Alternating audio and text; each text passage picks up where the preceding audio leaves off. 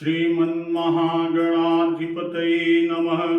लक्ष्मीनारायणाभ्यां नमः। उमामहेश्वराभ्यां नमः। वाणीहिरण्यगर्भाभ्यां नमः। शचीपुरन्दराभ्यां नमः। मातापितृचरणकमलेभ्यो नमः। इष्टदेवताभ्यो नमः। कुलदेवताभ्यो नमः। ग्रामदेवताभ्यो नमः। स्थानदेवताभ्यो नमः। वास्तुदेवताभ्यो नमः। सर्वेभ्यो देवेभ्यो नमः। सर्वेभ्यो ब्राह्मणेभ्यो नमः। श्री गुरुचरणकमलेभ्यो नमः।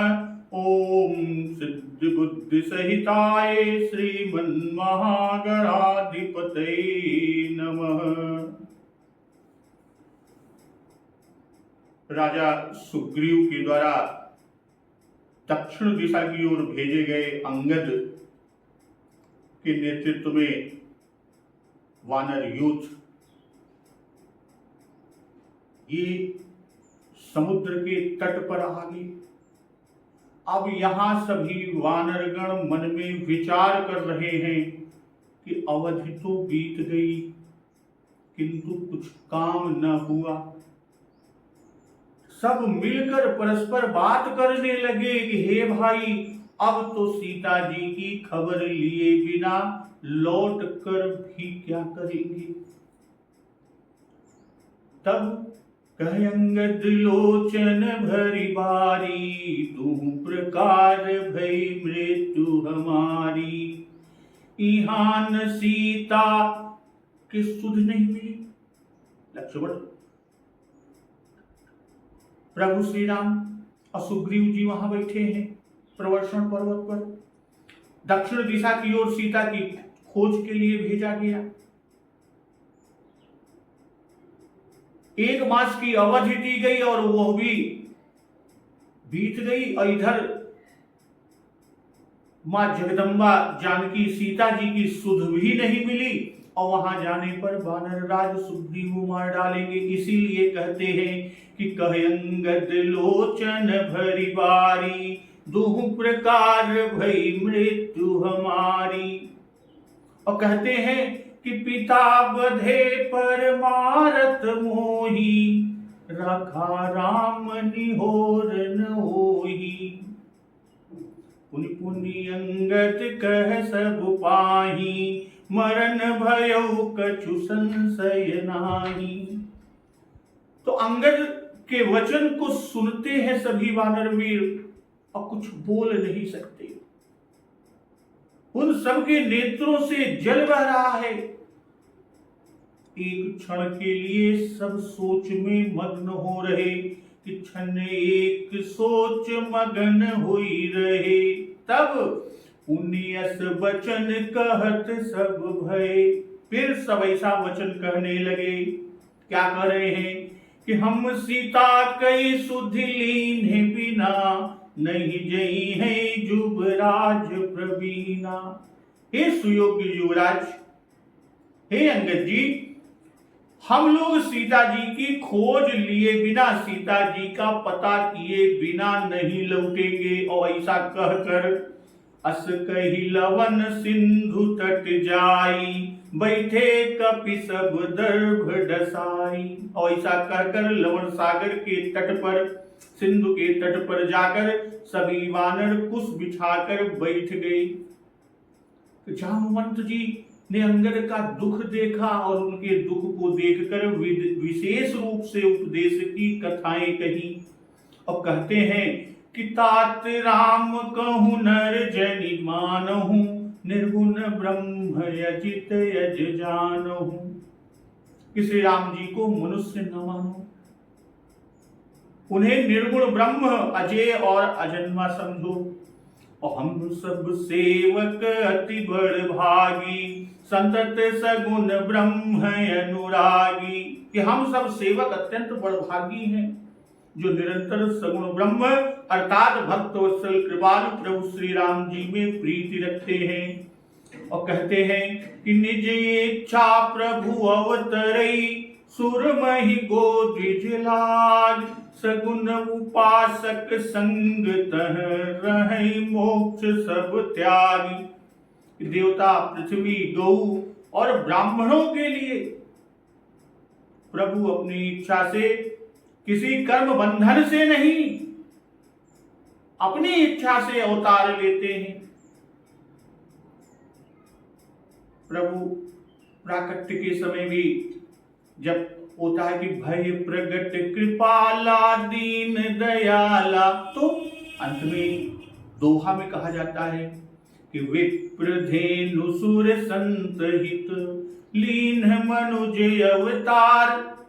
तो इन्हीं के लिए, देवता, पृथ्वी, गौ, ब्राह्मण के लिए प्रभु अपनी इच्छा से, अर्थात किसी कर्म बंधन से नहीं, बल्कि स्वयं अपनी इच्छा से अवतार लेते हैं।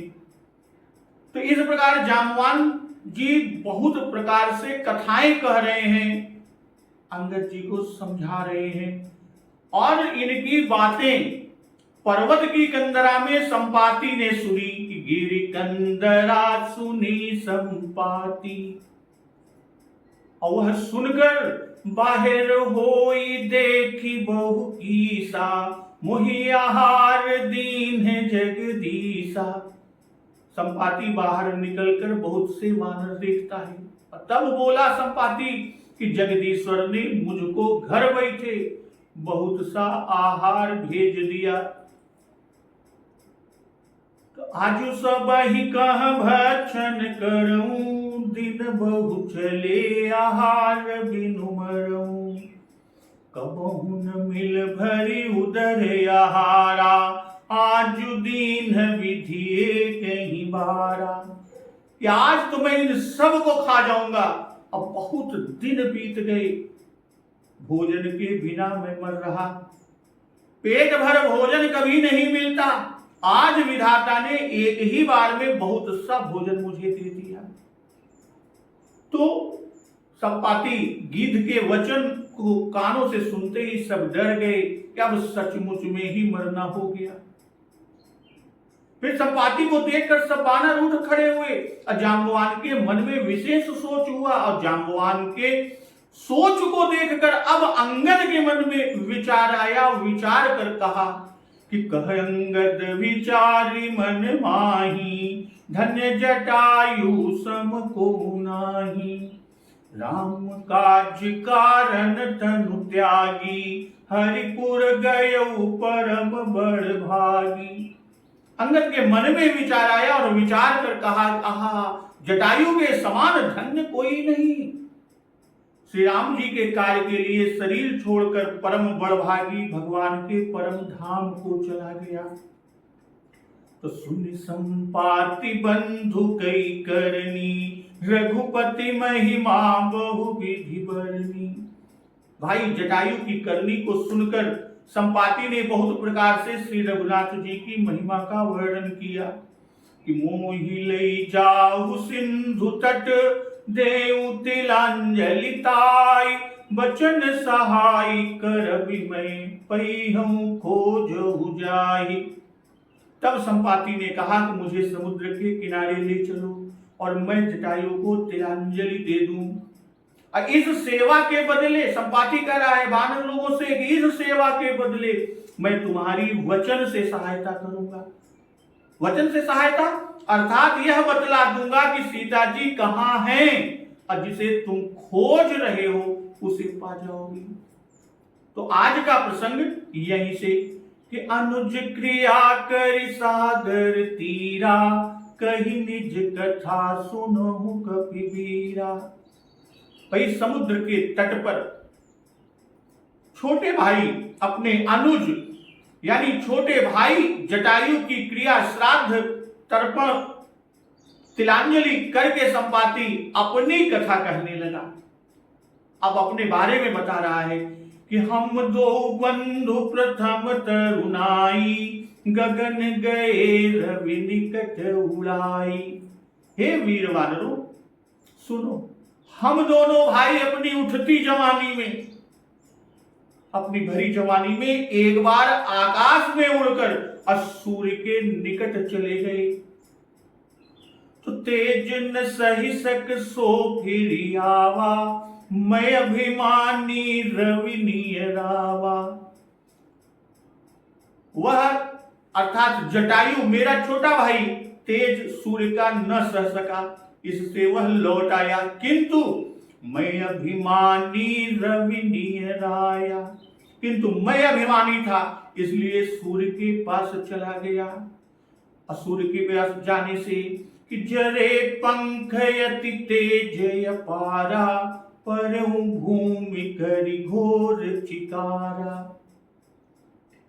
अत्यंत अपार तेज से, किसके? सूर्य के अपार तेज से मेरे पंख जल गए और मैं बड़े जोर से चीखे मारकर जमीन पर गिर पड़ा।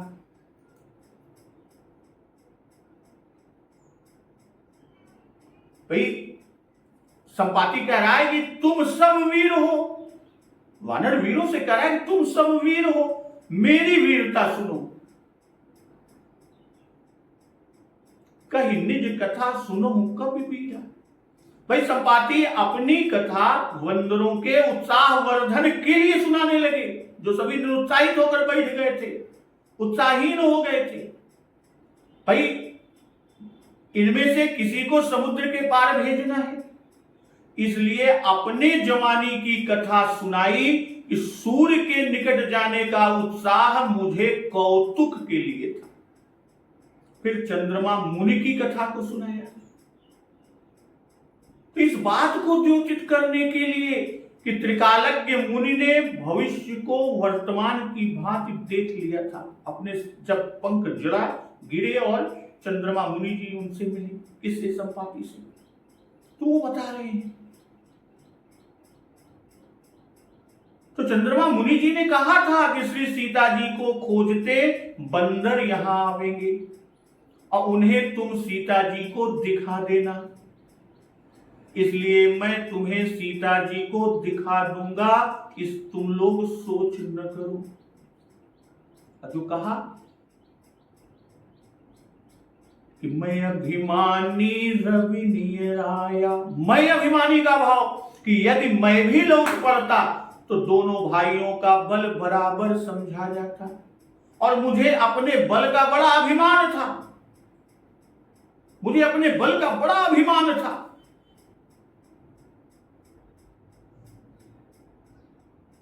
अपने को जटायु से अधिक बलवान समझता था, इसलिए सोचा कि मैं यहां से क्यों लौट पड़ूं जहां से जटायु लौट पड़ा था। तो इस अभिमान से सूर्य के निकट गया। अभिमान का फल दुख है और वह मुझे मिला। वही कहते हैं कि हम दो बंधु प्रथम तरुणाई, गगन गए रवि निकट उड़ाई। तो अध्यात्म रामायण के अहम पुरा जटायुश्च भ्रातरौ रूढ़ यौवनौ, बलेन दर्पिता वावाम बल जिज्ञासया खगौ। हम दोनों में कितना बल है यह जानने के लिए सूर्य मंडल पर्यंत जाने को उड़े। जो पंख अति तेज अपारा, जड़े पंख, जो पंख हमारे जले हैं, तो जरे पंख अति तेज अपारा, कि जिनका तेज पृथ्वी पर नहीं सहा जाता। सोचिए कि सूर्य भगवान का तेज पृथ्वी पर नहीं सहा जाता, उनके निकट जाने के तेज की क्या कहें। तो जिस तेज को भाई न सह सका उसे मैंने सहा, और इसी से मेरे पंख जल गए और मैं भूमि पर गिर पड़ा। अर्थात इधर भूमि की भी ठोकर मुझे लगी, गिरने पर भूमि की ठोकर भी लगी। तो संपाति को कौन पर्वत से, अब यहां वो तो पर्वत की कंदरा में, संपाति तो पर्वत की कंदरा में था, तो संपाति को पर्वत से उतार कर कौन लाया? यह बात विनय पत्रिका से स्पष्ट होती है। वहां हनुमान जी की स्तुति में इनको संपाति का दिव्य देह दाता कहा है। जयति धर्मांशु संदग्ध संपातिनो पक्ष लोचन दिव्य देह दाता, पर 28 में उल्लेख है। तो हनुमान जी संपाति को गोद में उठा कर लाए। तो अब इसमें उपदेश कि अभिमान का फल मिला, अभिमान का फल मिला कि मैं अभिमानी रविन्नी राया, और उसका फल क्या मिला? जरे पंख अति तेज अपारा, पर्यो भूमि कर घोर चिकारा। अब प्रभु की कृपा हुई कि शरीर टुकड़े टुकड़े नहीं हो गया। इतनी ऊपर से गिरते तो शरीर के टुकड़े टुकड़े हो जाना चाहिए था, वह ना हुआ। क्यों? क्योंकि आगे संपाति से कार्य होगा। इसी से यह लीला हुई तो राम भक्तों की वचन से ही सहायता करेगा, और उसका फल भी देखिए कि क्या हुआ। अब जब संपाति और जटायु सूर्य के निकट जाने का कौतुक में कि कौन ज्यादा बलशाली है देखने के लिए, तो सूर्य का पिंड पृथ्वी से 9.5 करोड़ मील के लगभग है। सूर्य का पिंड, अब प्रकाश की गति प्रति सेकंड 1,86,000 मील है। तो प्रकाश को सूर्य से पृथ्वी तक पहुंचने में 8 मिनट लगते हैं। तो जटायु और संपाति इतिहास के पूर्व युग के हैं, कम से कम 20 लाख या और अधिक से अधिक 50 करोड़ वर्ष पहले के दानवाकार पक्षी हैं, जिनमें से उसी समय के भारी भारी योद्धा भीमकाय वानर अत्यंत भयभीत। तो आजकल साधारण शरीर वाले तेज पक्षी 1 घंटे में 150 मील तक उड़ते हैं। संभवतः उस समय इन पक्षी दानवों का वेग उनके बल के अनुरूप अत्यधिक रहा होगा। अगर मान ले कि संपाति और जटायु का वेग 1 मिनट में केवल 100 मील का था, तो 1.25 वर्ष में यह लोग 6 करोड़ मील तय कर सके। और 6 करोड़ मील तय करने के लिए पहले ही आंच अत्यंत भयंकर हो जानी चाहिए। और यह आंच जटायु न सह सका, वह लौट आया। संपाति बढ़ा तो कुछ आगे जाकर उसके पर यानी उसके पंख झुलसते चल गए। और यदि यह माने कि इन पक्षियों का वेग ऐसा असाधारण रहा होगा, तो साधारण वेग से भी पृथ्वी के वायुमंडल की अनंत क्षीण दशा में 10-20 मील ऊपर पहुंचने पर इतना अधिक शीत का मुकाबला होता है कि उससे वही अनुभव होता है जो प्रचंड ताप से शरीर जल जाता है। ताप की अत्यंत कमी से शरीर की रक्त वाहिनियां फट जाती हैं, रक्त निकल जाता है, शरीर सूख जाता है, नाड़ी मंडल एक बार स्तब्ध व मृत हो गया तो फिर प्राणी को पृथ्वी पर गिरकर मर जाने के सिवा और गति नहीं। संपाति की भी यही दशा हुई और वह धरती पर जीव शेष होकर गिरा। और इन रामदासों वानरों को देखकर उसका नाड़ी मंडल पुनर्जीवित हो गया और बाजू फिर से काम के हो गए। तो आगे संपाति बताता है, जब वह गिर पड़ा तो मुन्नी चंद्रमा जी के बारे में कि मुन्नी एक नाम चंद्रमा ओही, लागी दया देखी करी मोही। वहां एक मुनि जी थे जिनका नाम चंद्रमा था। मुझको देखकर उनको दया लगी। संत कोमल चित और दयालु होते ही हैं कि नारद देखा बिकल जयंता, दया लागी कोमल चित संता। तो बहु प्रकार ते ही ज्ञान सुनावा, देह जनित अभिमान छुड़ावा। तब चंद्रमा मुनि जी ने बहुत प्रकार से ज्ञान सुनाया और मेरे देह जनित यानी देह से उत्पन्न अभिमान को छुड़ाया। अब यहां जो कहा कि मुनि एक नाम चंद्रमा ओही, तो चंद्रमा ऋषि अत्रि जी के पुत्र हैं। आत्रेय और निशाकर भी चंद्रमा ऋषि जी का नाम है। अध्यात्म में चंद्रमा नाम दिया कि बोधया मास माम चंद्र नासा मुनिकुलेश्वर। अब वाल्मीकि रामायण में निशाकर नाम दिया, अर्थात दोनों का एक ही नाम, दोनों का एक ही है, अर्थ दोनों का एक ही है। और सुग्रीव और सुकंठ कुंभल और घटयोनी आदि जैसे। तो लागी दया देखी करि मोही। तो अब अध्यात्म रामायण में लिखा कि चंद्रमा नाम मुनिराम दृष्ट्वा माम विस्मितो वदत संपाते किमिदं तेद्य विरूपम केन वा कृतम जानामि त्वामहं पूर्वमत्यन्तं बलवानसि दग्धौ किमर्थं ते पक्षौ कथ्यताम यदि मन्यसे।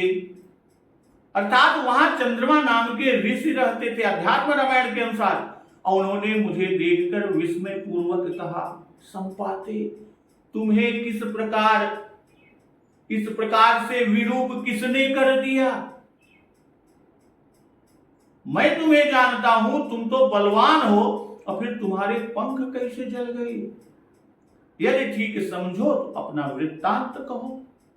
और मेरे सब वृत्तांत कहने पर मुनिवर दयावश नेत्रों में जल भरकर मेरी ओर देखते हुए बोले कि दया लागी तब ज्ञान सुनाया। कि गिद्ध ज्ञान का अधिकारी नहीं, गिद्ध ज्ञान का अधिकारी नहीं था, मुनि ने दया के कारण इसे ज्ञान सुनाया। वाल्मीकि जी लिखते हैं कि मुनि ने राम जन्म से लेकर यहां तक की भविष्य कथा कही और अध्यात्म की शरीर की उत्पत्ति की कथा का कहना अध्यात्म में ये लिखा, और अन्य ऋषियों ने अन्य प्रकार का ज्ञान सुनाना लिखा। और पूज्यपाद बाबा गोस्वामी तुलसीदास जी ने कि बहु प्रकार, सीधे इतना ही कहा कि बहु प्रकार ते ही ज्ञान सुनावा। इस सब के मत को कह दिया। मुनि जी ने देह का अभिमान छुड़ाया, देह जनित अभिमान छुड़ावा। अर्थात कहा कि देह से आत्मा भिन्न है, इसी से आत्मा को दुख नहीं, इससे इसको दुख नहीं, दुख है देहाभिमानी होने से। कि देह मूलमिदं दुःखं देह कर्म समुद्भवः कर्म प्रवर्तते देहेऽहं बुद्धया पुरुषस्य हि अहंकारस्त्वनादिः स्याद विद्या संभवो जड़। भाई यह देह दुख की जड़ है, देह की जड़ कर्म है, कर्म की जड़ अहंकार है, और अहंकार की जड़ अविद्या है।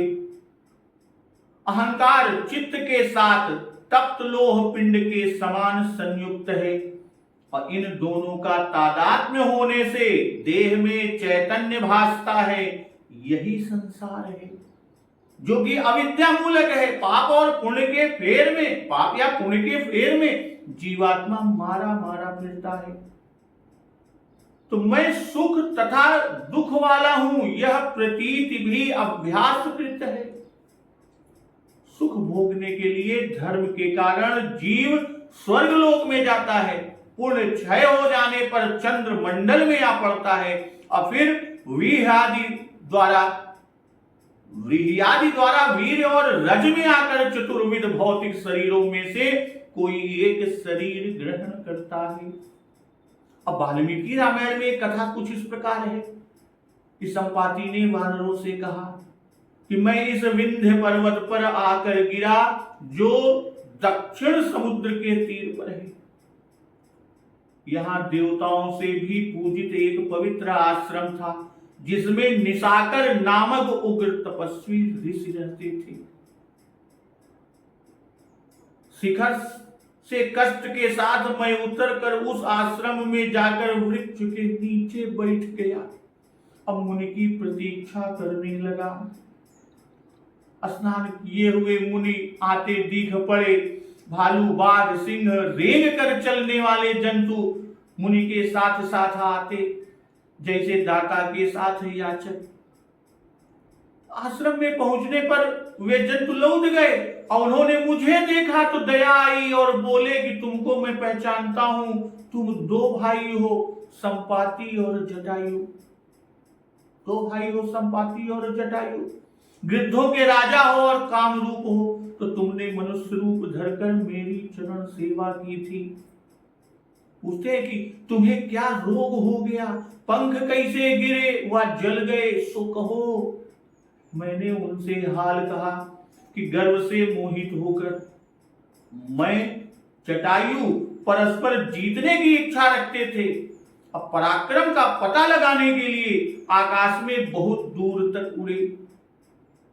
कैलाश पर मुनियों के सामने हम लोग प्रण करके उड़े थे कि अस्ताचल के सूर्य का पीछा करेंगे। बहुत ऊंचे पर पहुंचा कि जहां से पृथ्वी तालाब में हाथी के समान दिख पड़ती थी, तब मूर्छा आने लगी। बड़े प्रयत्न से मैंने सूर्य में अपना मन और नेत्र लगाकर देखा तो वे पृथ्वी के समान विशाल दिख पड़े। असावधानी से मैं जल गया, मेरे पंख जल गए, मैं विंध्य पर गिरा। राज्य भाई पक्ष पराक्रम से हीन, अब मैं पर्वत से गिरकर मरना चाहता हूं। यह सुनकर ऋषि ने ध्यान किया और मुझसे कहा, निशाकर ऋषि जी ने, कि तुम्हारे पंख जमेंगे आदि आदि, अर्थात राम जन्म से और यहां तक अभी तक की कथा को कही। यह भी बताया कि इंद्र ने दुखिनी सीता को जाकर पायस खिलाया और मुझे यह आज्ञा दी, यहां से कहीं मत जाना, समय की प्रतीक्षा करो। तुमको आज ही मैं समक्ष कर दूं, पंख सहित कर दूं, यह इच्छा होती है, फिर भी इसलिए मैं ऐसा नहीं करता कि तुम यहां रहकर अधिक लोक कल्याण कर सकोगे। भाई यहां रहकर दोनों राज पुत्रों का कार्य करना, ब्राह्मण गुरुओं मुनियों इंद्र का भी कार्य करना। तो इस तथा अनेक वाक्यों से अनेक प्रकार से मुझे समझाया। अब मेरे मन में आत्मघात करने की इच्छा हुई थी, वह मुनि की आज्ञा से मैंने छोड़ दी। अब आत्मघात यानी मरने की इच्छा का त्याग कर दिया। प्राणों की रक्षा के लिए जो बुद्धि मुनि ने दी थी, उसी से मेरे सब दुख दूर होते हैं। तो त्रेता ब्रह्म मनुज तनु धरिहि, तासु नारि निश्चर पति हरिहि। ऋषि ने कहा था कि त्रेता युग में ब्रह्म मनुष्य शरीर धारण करेंगे। त्रेता ब्रह्म मनुज तनु धरिहि, मनुष्य तनु धरिहि, तब तासु नारी, उनकी स्त्री को निश्चर पति हरिहि, निश्चर राज हरण करेगा। तासु खोज पठइय प्रभु दूता, तिन्हि मिले मय होब पुनीता। उसकी खोज में प्रभु दूत भेजेंगे और उनके मिलने पर तू पवित्र हो जाएगा। अजमी है पंख करसी जनि चिंता। मुनि जी ने क्या कहा था? संपाति बता रहा है कि जमी है पंख करसी जनि चिंता, तिन्हि दिखाई देह सुतय सीता। तुम्हारे पंख तुम्हारे पक्ष पर उग आएंगे, चिंता न कर, तू उनको सीता जी को दिखा देना। तो मुनि कही गिरा सत्य भैयाजू, सुनि मम वचन करहु प्रभु काजू। मुनि की वह वाणी आज सत्य हुई, अब मेरा वचन सुनकर प्रभु का कार्य करो। तो त्रेता ब्रह्म मनुज तनु धरिहि, तासु नारि निश्चर पति हरिहि। अध्यात्म रामायण में भी ऐसा ही कहा है कि त्रेता युगे दाशरथिर भूत्वा नारायणो व्ययः। भाई मुनि ने बाल अरण्य और किष्किंधा की कथा कही।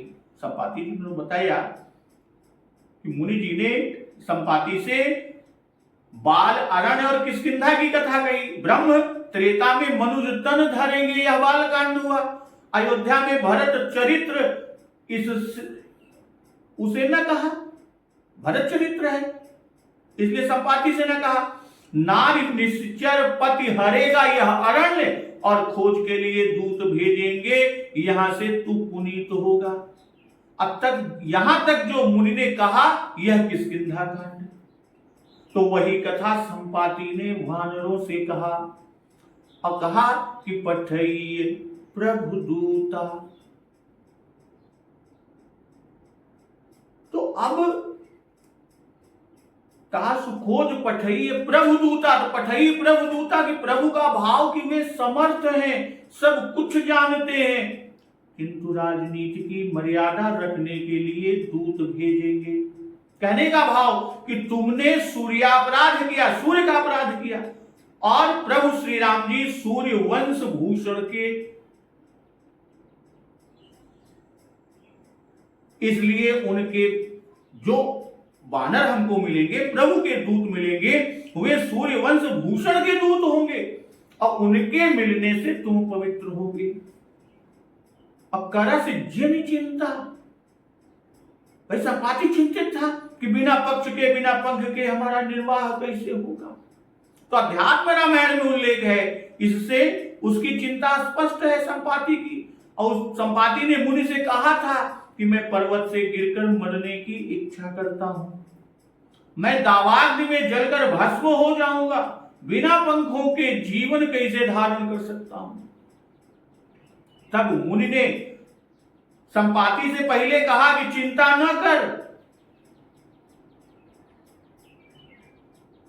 करस जन चिंता।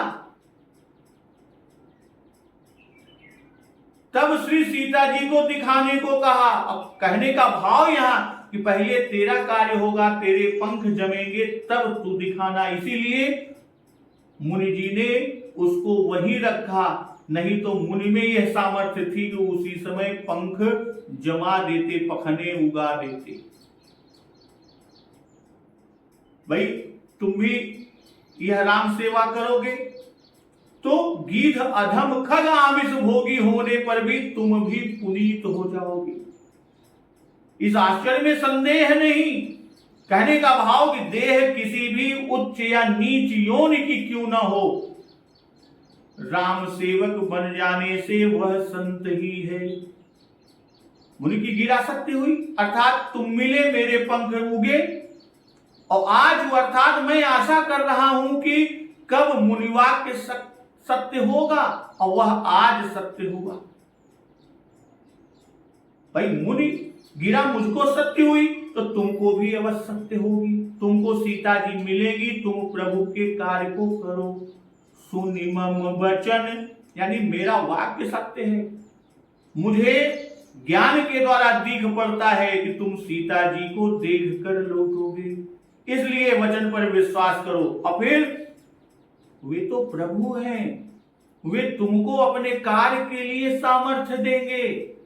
अब वाल्मीकि जी लिखते हैं कि ये बातें वानरों को सुनाते सुनाते उसके पंख जमाए। यह देख गृध्र प्रसन्न होकर बोला कि राजर्षि निसागर की कृपा से सूर्य से दग्ध भी पंख फिर प्राप्त हो गए, इसलिए संसार में अप्राप्य कुछ नहीं। तुम यत्न करो, अनुमति है कि तुम्हारे कार्य की सिद्धि अवश्य होगी। तब संपाति बताता है कि गिरि त्रिकूट ऊपर बस लंका, तरह रावण सहजय शंका। कि त्रिकूटाचल पर्वत पर लंका बसी है, स्वाभाविक ही निडर रावण वहां सहज ही निशंक रहता है, वह वहां का राजा है। कि तहय शोक उपवन जह रही, सीता बैठी सोच रत रही। वहां अशोक का उपवन है, जहां श्री सीता जी सोच में डूबी बैठी रहती है। सीता जी रहती हैं, वे सोच में इस समय भी निमग्न बैठी है, सोच में ही बैठी हैं कि मैं देखूं तुम नाही, गीध ही दृष्टि अपार, बूढ़ भय नत करत्यो कछुक सहाय तुम्हार। मैं उन्हें देख रहा हूं। वृद्ध संपाति ये बता रहा है सभी को, वानर यूथ को, कि मैं उन्हें देख रहा हूं, तुम नहीं देख सकते। क्यों? क्योंकि गिद्ध की दृष्टि बहुत बड़ी, बहुत दूर तक होती है। मैं बुढ़ा हो गया, बूढ़ भयो नत करते हो, नहीं तो कुछ तुम्हारी सहायता करता, कछुक सहाय तुम्हार।